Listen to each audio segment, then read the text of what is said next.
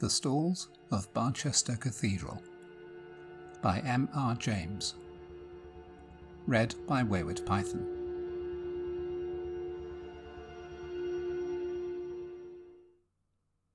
This matter began, as far as I am concerned, with the reading of a notice in the obituary section of the Gentleman's Magazine for an early year in the 19th century. On February 26th, at his residence in the Cathedral Close of Barchester, the Venerable John Benwell Haynes, D.D., aged 57, Archdeacon of Stourbridge and Rector of Pickhill and Cantley. He was of Cambridge, and where, by talent and assiduity, he commanded the esteem of his seniors. When at the usual time he took his first degree, his name stood high in the list of wranglers. These academical honours procured for him within a short time a fellowship of his college. In the year 1783 he received holy orders, and was shortly afterwards presented to the perpetual curacy of Ranxton sub Ash by his friend and patron, the late truly venerable Bishop of Lichfield. His speedy preferments first to a prebend, and subsequently to the dignity of precentor in the Cathedral of Barchester, form an eloquent testimony to the respect in which he was held, and to his eminent qualifications. He succeeded to the archdeaconry upon the sudden decease of Archdeacon Pulteney in 1810. His sermons, ever conformable to the principles of the religion and church which he adorned, displayed in no ordinary degree, without the least trace of enthusiasm, the refinement of the scholar united with the graces of the Christian. Free from sectarian violence, and informed by the spirit of the truest charity, they will long dwell in the memories of his hearers. Here a further omission. The productions of his pen include an able defence of episcopacy, which, though often perused by the author of this tribute to his memory, afford but one additional instance of the want of liberality and enterprise which is a too common characteristic of the publishers of our generation.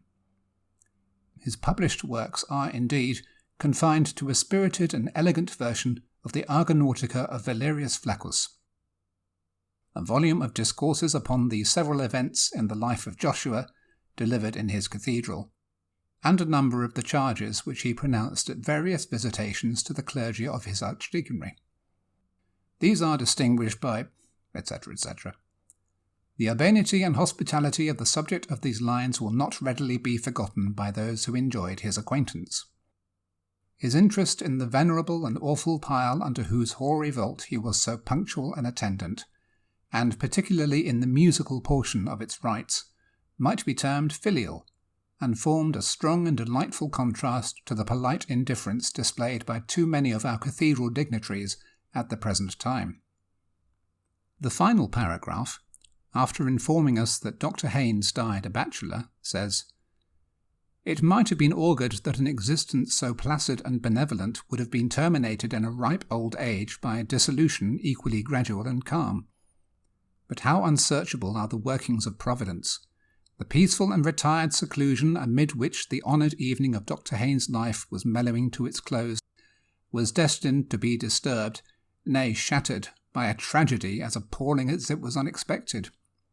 The morning of the 26th of February, but perhaps I shall do better to keep back the remainder of the narrative until I have told the circumstances which led up to it. These, as far as they are now accessible, I have derived from another source. I had read the obituary notice which I have been quoting quite by chance, along with a great many others of the same period. It had excited some little speculation in my mind, but beyond thinking that if I ever had an opportunity of examining the local records of the period indicated, I would try to remember Dr. Haynes, I made no effort to pursue his case. Quite lately, I was cataloguing the manuscripts in the library of the college to which he belonged. I had reached the end of the numbered volumes on the shelves, and I proceeded to ask the librarian whether there were any more books which he thought I ought to include in my description. "I don't think there are," he said, "but we had better come and look at the manuscript class and make sure. Have you time to do that now?" I had time. We went to the library, checked off the manuscripts, and at the end of our survey arrived at a shelf of which I had seen nothing. Its contents consisted for the most part of sermons, bundles of fragmentary papers, college exercises, Cyrus, an epic poem in several cantos, the product of a country clergyman's leisure, mathematical tracts by a deceased professor, and other similar material of a kind with which I am only too familiar. I took brief notes of these. Lastly, there was a tin box, which was pulled out and dusted. Its label, much faded, was thus inscribed: Papers of the Venerable Archdeacon Haynes, bequeathed in 1834 by his sister, Miss Letitia Haynes. I knew at once that the name was one which I had somewhere encountered, and could very soon locate it.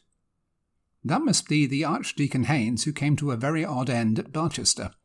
I've read his obituary in the Gentleman's Magazine. May I take the box home? Do you know if there is anything interesting in it? The librarian was very willing that I should take the box and examine it at leisure. I never looked inside it myself, he said, but I've always been meaning to. I am pretty sure that is the box which our old master once said ought never to have been accepted by the college. He said that to Martin years ago, and he said also that as long as he had control over the library it should never be opened. Martin told me about it, and said that he wanted terribly to know what was in it. But the master was librarian, and always kept the box in the lodge, so there was no getting at it in his time. And when he died it was taken away by mistake by his heirs, and only returned a few years ago. I can't think why I haven't opened it, but as I have to go away from Cambridge this afternoon, you had better have first go at it. I think I can trust you not to publish anything undesirable in our catalogue. I took the box home and examined its contents, and thereafter consulted the librarian as to what should be done about publication. And since I have his leave to make a story out of it, provided I disguise the identity of the people concerned, I will try what can be done. The materials are of course mainly journals and letters. How much I shall quote and how much epitomize must be determined by considerations of space. The proper understanding of the situation has necessitated a little, not very arduous research, which has been greatly facilitated by the excellent illustrations and text of the Barchester volume in Bell's Cathedral series. When you enter the choir of Barchester Cathedral now, you pass through a screen of metal and coloured marbles designed by Sir Gilbert Scott, and find yourself in what I must call a very bare and odiously furnished place. The stalls are modern, without canopies. The places of the dignitaries and the names of the prebends have fortunately been allowed to survive, and are inscribed on small brass plates affixed to the stalls. The organ is in the triforium, and what is seen of the case is Gothic. The reredos and its surroundings are like every other. Careful engravings of 100 years ago show a very different state of things. The organ is on a massive classical screen. The stalls are also classical and very massive. There is a baldacchino of wood over the altar, with urns upon its corners. Farther east is a solid altar screen, classical in design, of wood, with a pediment, in which is a triangle surrounded by rays, enclosing certain Hebrew letters in gold. Cherubs contemplate these. There is a pulpit with a great sounding board at the eastern end of the stalls on the north side, and there is a black and white marble pavement. 2 ladies and a gentleman are admiring the general effect. From other sources I gather that the Archdeacon's stall, then as now, was next to the bishop's throne at the south-eastern end of the stalls. His house almost faces the west front of the church, and is a fine red brick building of William III's time. Here Dr. Haynes, already a mature man, took up his abode with his sister in the year 1810. The dignity had long been the object of his wishes, but his predecessor refused to depart until he had attained to the age of 92. About a week after he had held a modest festival in celebration of that 92nd birthday, there came a morning, late in the year, when Dr. Haynes, hurrying cheerfully into his breakfast room, rubbing his hands and humming a tune, was greeted and checked in his genial flow of spirits by the sight of his sister, seated indeed in her usual place behind the tea-urn, but bowed forward and sobbing unrestrainedly into her handkerchief. What is the matter? What bad news?" he began. "Oh, Johnny, you've not heard? The poor dear Archdeacon." "The Archdeacon, yes. What is it? Ill, is he?" No. They found him on the staircase this morning. It is so shocking." "Is it possible? Dear, poor Pulteney. Had there been any seizure?" "They don't think so, and that is almost the worst thing about it. It seems to have been all the fault of that stupid maid of theirs, Jane." Dr. Haynes paused. "I don't quite understand, Letitia. How was the maid at fault?" "Why, as far as I can make out, there was a stair rod missing, and she never mentioned it, and the poor Archdeacon set his foot quite on the edge of the step.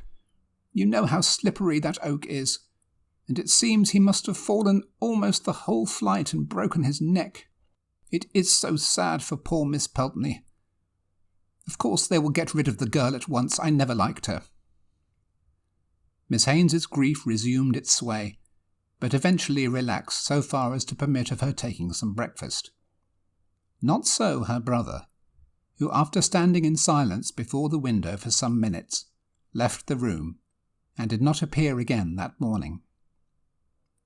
I need only add that the careless maidservant was dismissed forthwith, but that the missing stair-rod was very shortly afterwards found under the stair-carpet, an additional proof, if any were needed, of extreme stupidity and carelessness on her part. For a good many years, Dr. Haynes had been marked out by his ability, which seems to have been really considerable, as the likely successor of Archdeacon Pulteney, and no disappointment was in store for him. He was duly installed, and entered with zeal upon the discharge of those functions which are appropriate to one in his position. A considerable space in his journals is occupied with exclamations upon the confusion in which Archdeacon Pulteney had left the business of his office and the documents appertaining to it. Dues upon Ringham and Barneswood have been uncollected for something like 12 years, and are largely irrecoverable. No visitation has been held for 7 years. 4 chancels are almost past mending. The persons deputized by the Archdeacon have been nearly as incapable as himself. It was almost a matter for thankfulness that this state of things had not been permitted to continue, and a letter from a friend confirms this view.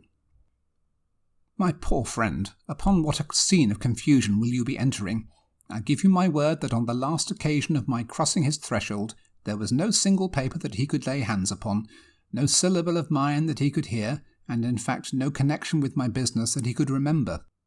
But now, thanks to a negligent maid and a loose stair-carpet, there is some prospect that necessary business will be transacted without a complete loss alike of voice and temper." This letter was tucked into a pocket in the cover of one of the diaries. There can be no doubt of the new Archdeacon's zeal and enthusiasm. "Give me but time to reduce to some semblance of order the innumerable errors and complications with which I am confronted, and I shall gladly and sincerely join with the aged Israelite in the canticle which too many, I fear, pronounce but with their lips." This reflection I find not in a diary but a letter. The doctor's friends seem to have returned his correspondence to his surviving sister. He does not confine himself, however, to reflections. His investigation of the rights and duties of his office are very searching and businesslike, and there is a calculation in one place that a period of 3 years will just suffice to set the business of the Archdeaconry upon a proper footing. The estimate appears to have been an exact one. For just 3 years he is occupied in reforms, but I look in vain at the end of that time for the promised nunc dimittis. He has now found a new sphere of activity. Hitherto his duties have precluded him from more than an occasional attendance at the cathedral services. Now he begins to take an interest in the fabric and the music. Upon his struggles with the organist, an old gentleman who had been in office since 1786, I have no time to dwell, they were not attended with any marked success. More to the purpose is his sudden growth of enthusiasm for the cathedral itself and its furniture. There is a draft of a letter to Sylvanus Urban, which I do not think was ever sent, describing the stalls in the choir. As I have said, these were of fairly late date, of about the year 1700 in fact. The Archdeacon's stall, situated at the south-east end west of the episcopal throne, now so worthily occupied by the truly excellent prelate who adorns the See of Barchester, is distinguished by some curious ornamentation. In addition to the arms of Dean West, by whose efforts the whole of the internal furniture of the choir was completed, the prayer desk is terminated at the eastern extremity by 3 small but remarkable statuettes in the grotesque manner. One is an exquisitely modelled figure of a cat, whose crouching posture suggests with admirable spirit the suppleness, vigilance, and craft of the redoubted adversary of the genus Mus. Opposite to this is a figure seated upon a throne and invested with the attributes of royalty. But it is no earthly monarch whom the carver has sought to portray. His feet are studiously concealed by the long robe in which he is draped, but neither the crown nor the cap which he wears suffice to hide the prick ears and curving horns which betray his Tartarian origin, and the hand which rests upon his knee is armed with talons of horrifying length and sharpness. Between these 2 figures stands a shape muffled in a long mantle. This might at first sight be mistaken for a monk or friar of orders grey, for the head is cowled and a knotted cord depends from somewhere about the waist. A slight inspection, however, will lead to a very different conclusion. The knotted cord is quickly seen to be a halter, held by a hand all but concealed within the draperies, while the sunken features and, horrid to relate, the rent flesh upon the cheekbones proclaim the King of Terrors. These figures are evidently the production of no unskilled chisel, and should it chance that any of your correspondents are able to throw light upon their origin and significance, my obligations to your valuable miscellany will be largely increased. There is more description in the paper, and seeing that the woodwork in question has now disappeared, it has a considerable interest. A paragraph at the end is worth quoting. Some late researches among the chapter accounts have shown me that the carving of the stalls was not, as was very usually reported, the work of Dutch artists, but was executed by a native of this city or district named Austin. The timber was procured from an oak copse in the vicinity, the property of the dean and chapter, known as Hollywood. Upon a recent visit to the parish within whose boundaries it is situated, I learned from the aged and truly respectable incumbent that traditions still lingered amongst the inhabitants of the great size and age of the oaks employed to furnish the materials of this stately structure, which has been, however imperfectly, described in the above lines. Of one in particular, which stood near the centre of the grove, it is remembered that it was known as the Hanging Oak. The propriety of that title is confirmed by the fact that a quantity of human bones was found in the soil about its roots, and that at certain times of the year it was the custom for those who wished to secure a successful issue to their affairs, whether of love or the ordinary business of life, to suspend from its boughs small images or puppets rudely fashioned of straw, twigs, or the like rustic materials. So much for the Archdeacon's archaeological investigations. To return to his career, as it is to be gathered from his diaries. Those of his first 3 years of hard and careful work show him throughout in high spirits, and doubtless during this time that reputation for hospitality and urbanity which is mentioned in his obituary notice was well deserved. After that, as time goes on, I see a shadow coming over him, destined to develop into utter blackness, which I cannot but think must have been reflected in his outward demeanour. He commits a good deal of his fears and troubles to his diary. There was no other outlet for them. He was unmarried, and his sister was not always with him. But I am much mistaken if he has told all that he might have told. A series of extracts shall be given.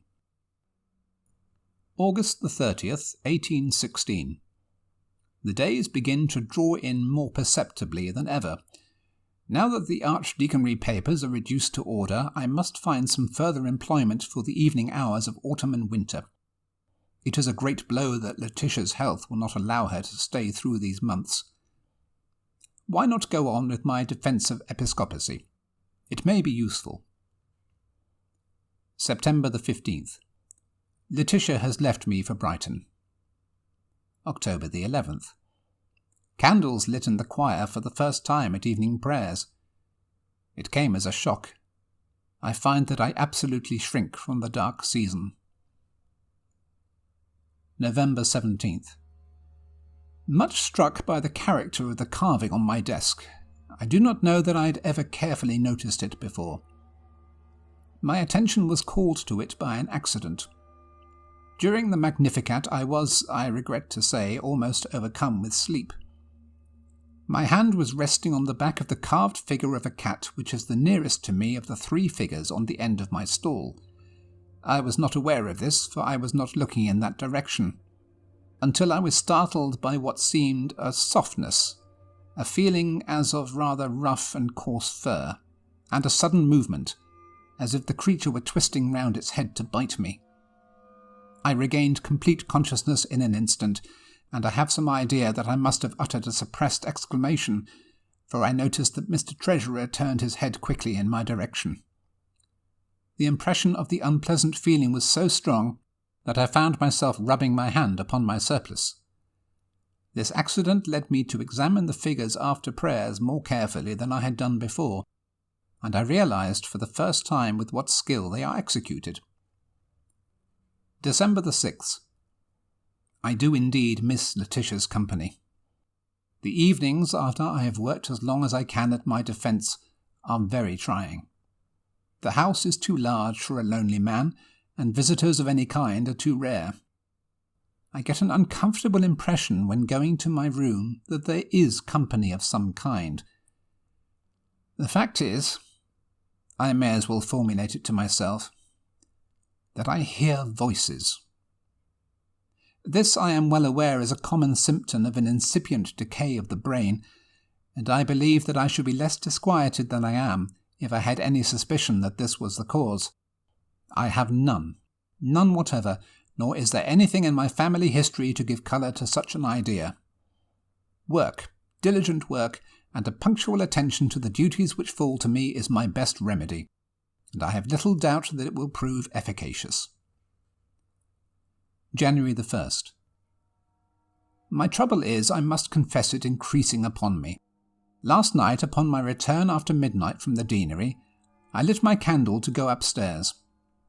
I was nearly at the top when something whispered to me, "Let me wish you a happy New Year." I could not be mistaken. It spoke distinctly and with a peculiar emphasis. Had I dropped my candle, as I all but did, I tremble to think what the consequences must have been. As it was, I managed to get up the last flight, and was quickly in my room with the door locked, and experienced no other disturbance. January the 15th.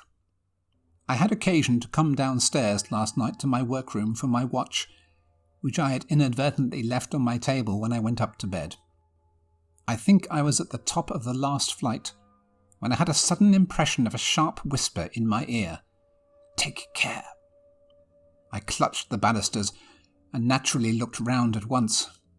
Of course there was nothing. After a moment I went on.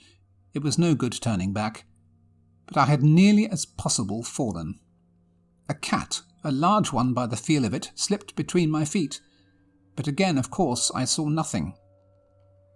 It may have been the kitchen cat, but I do not think it was. February 27th. A curious thing last night, which I should like to forget. Perhaps if I put it down here I may see in its true proportion. I worked in the library from about 9 to 10. The hall and staircase seemed to be unusually full of what I can only call movement without sound. By this I mean that there seemed to be continuous coming and going, and that whenever I ceased writing to listen, or looked out into the hall, the stillness was absolutely unbroken. nor in going to my room at an earlier hour than usual, about 10:30, was I conscious of anything that I could call a noise. It so happened that I had told John to come to my room for the letter to the bishop, which I wished to have delivered early in the morning at the palace. He was to sit up, therefore, and come for it when he heard me retire. This I had for the moment forgotten, though I had remembered to carry the letter with me to my room. But when, as I was winding up my watch, I heard a light tap at the door, and a low voice saying, "May I come in?" which I most undoubtedly did hear, I recollected the fact and took up the letter from my dressing-table, saying, "Certainly, come in." No one, however, answered my summons, and it was now that, as I strongly suspect, I committed an error, for I opened the door and held the letter out. There was certainly no one at that moment in the passage, but in the instant of my standing there, the door at the end opened and John appeared carrying a candle. I asked him whether he had come to the door earlier, but am satisfied that he had not. I do not like the situation, but although my senses were very much on the alert, and though it was some time before I could sleep, I must allow that I perceived nothing further of an untoward character. With the return of spring, when his sister came to live with him for some months, Dr. Haynes's entries become more cheerful, and indeed no symptom of depression is discernible until the early part of September, when he was again left alone. And now indeed there is evidence that he was incommoded again, and that more pressingly. To this matter I will return in a moment, but I digress to put in a document which, rightly or wrongly, I believe to have a bearing on the thread of the story. The account books of Dr. Haynes, preserved along with his other papers, show, from a date but little later than that of his institution as Archdeacon, a quarterly payment of £25 to J.L. Nothing could have been made of this had it stood by itself, but I connect with it a very dirty and ill-written letter, which, like another that I have quoted, was in a pocket in the cover of a diary. Of date or postmark there is no vestige, and the decipherment was not easy. It appears to run, "Dr. Sir, I have been expecting to hear of you these last weeks, and not having done so, must suppose you have not got mine, which was saying how me and my man have met in bad times this season. All seems to go cross with us on the farm. In which way to look for the rent we have no knowledge of it. This has been the sad case with us. If you would have the great liberality, probably, but the exact spelling defies reproduction, to send £40, otherwise steps will have to be took which I should not wish. As you was the means of me losing my place with Dr. Pulteney, I think it is only just what I am asking, and you know best what I could say if I was put to it. But I do not wish anything of that unpleasant nature, being one that always wished to have everything pleasant about me. Your obedient servant, Jane Lee." About the time at which I suppose this letter to have been written, there is in fact a payment of £40 to J.L. We return to the diary. October 22nd. At evening prayers during the Psalms, I had that same experience which I recollect from last year. I was resting my hand on one of the carved figures, as before. I usually avoid that of the cat now. And I was going to have said a change came over it, but that seems attributing too much importance to what must after all be due to some physical affection in myself. At any rate, the wood seemed to become chilly and soft, as if made of wet linen. I can assign the moment at which I became sensible of this. The choir was singing the words, "Set thou an ungodly man to be ruler over him, and let Satan stand at his right hand." The whispering in my house was more persistent tonight. I seemed not to be rid of it in my room. I have not noticed this before. A nervous man, which I am not, and I hope I am not becoming, would have been much annoyed if not alarmed by it. The cat was on the stairs tonight. I think it sits there always. There is no kitchen cat. November the 15th. Here again I must note a matter I do not understand. I am much troubled in sleep. No definite image presented itself, but I was pursued by the very vivid impression that wet lips were whispering into my ear with great rapidity and emphasis for some time together. After this, I suppose, I fell asleep, but was awakened with a start by a feeling as if a hand were laid on my shoulder. To my intense alarm, I found myself standing at the top of the lowest flight of the first staircase. The moon was shining brightly enough through the large window to let me see that there was a large cat on the second or third step. I can make no comment. I crept up to bed again, I do not know how. Yes, mine is a heavy burden. There follows a line or two which has been scratched out. I fancy I read something like, "acted for the best."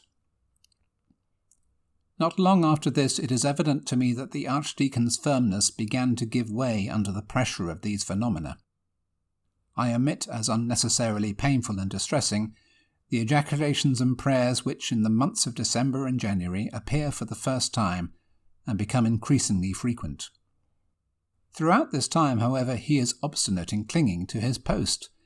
Why he did not plead ill health and take refuge at Bath or Brighton I cannot tell. My impression is that it would have done him no good, that he was a man who, if he had confessed himself beaten by the annoyances, would have succumbed at once, and that he was conscious of this. He did seek to palliate them by inviting visitors to his house. The result he has noticed in this fashion. January the 7th, I have prevailed on my cousin Alan to give me a few days, and he is to occupy the chamber next to mine. January the 8th. A still night. Alan slept well, but complained of the wind. My own experiences were as before, still whispering and whispering. What is it that he wants to say? January 9th. Alan thinks this is a very noisy house. He thinks too that my cat is an unusually large and fine specimen, but very wild. January the 10th. Alan and I are in the library until 11. He left me twice to see what the maids were doing in the hall. Returning the second time, he told me he had seen one of them passing through the door at the end of the passage, and said if his wife were here she would soon get them into better order. I asked him what coloured dress the maid wore. He said grey or white. I suppose it would be so. January the 11th. Alan left me today. I must be firm. These words, I must be firm, occur again and again on subsequent days. Sometimes they are the only entry. In these cases they are in an unusually large hand, and dug into the paper in a way which must have broken the pen that wrote them. Apparently the Archdeacon's friends did not remark any change in his behaviour, and this gives me a high idea of his courage and determination.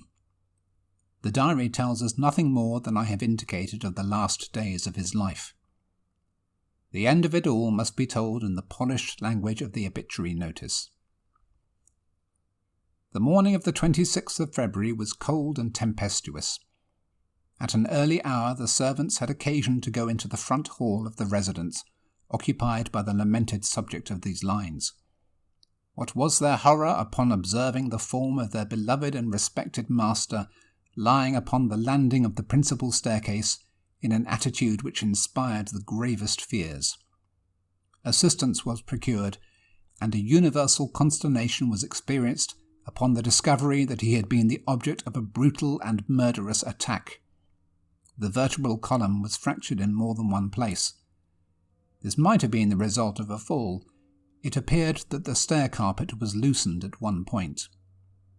But in addition to this, there were injuries inflicted upon the eyes, nose, and mouth, as if by the agency of some savage animal, which, dreadful to relate, rendered those features unrecognizable. The vital spark was, it is needless to add, completely extinct, and had been so, upon the testimony of respectable medical authorities, for several hours. The author or authors of this mysterious outrage are alike buried in mystery, and the most active conjecture has hitherto failed to suggest a solution of the melancholy problem afforded by this appalling occurrence. The writer goes on to reflect upon the probability that the writings of Mr. Shelley, Lord Byron, and Monsieur Voltaire may have been instrumental in bringing about the disaster, and concludes by hoping somewhat vaguely that this event may operate as an example to the rising generation. But this portion of remarks need not be quoted in full. I had already formed the conclusion that Dr. Haynes was responsible for the death of Dr. Pulteney. But the incident connected with the carved figure of death upon the Archdeacon's stall was a very perplexing feature. The conjecture that it had been cut out of the wood of the hanging oak was not difficult, but seemed impossible to substantiate. However, I paid a visit to Barchester, partly with the view of finding out whether there were any relics of the woodwork to be heard of. I was introduced by one of the canons to the curator of the local museum, who was, my friend said, more likely to be able to give me information on the point than anyone else.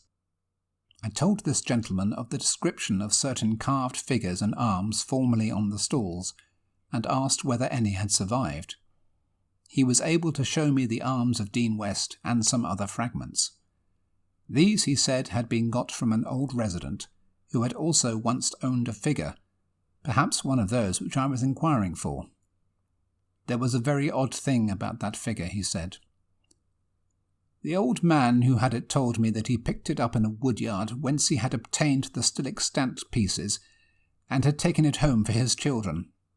On the way home he was fiddling about with it, and it came in two in his hands, and a bit of paper dropped out. This he picked up, and just noticing that there was writing on it, put into his pocket, and subsequently into a vase on his mantelpiece. I was at his house not very long ago, and happened to pick up the vase and turn it over to see whether there were any marks on it, and the paper fell into my hand. The old man, on my handing it to him, told me the story I have told you, and said I might keep the paper. It was crumpled and rather torn, so I have mounted it on a card which I have here. If you can tell me what it means, I shall be very glad, and also, I may say, a good deal surprised. He gave me the card. The paper was quite legibly inscribed in an old hand, and this is what was on it. When I grew in the wood, I was watered with blood. Now in the church I stand. Who that touches me with his hand, if a bloody hand he bear, I counsel him to beware, lest he be fetched away, whether by night or day, but chiefly when the wind blows high, in a night of February. This I dreamt, 26th of February, anno 1699, John Austin. I suppose it is a charm or a spell. Wouldn't you call it something of that kind? Said the curator. Yes, I said. I suppose one might. What became of the figure in which it was concealed? Oh, I forgot, said he. The old man told me it was so ugly and frightened his children so much that he burnt it.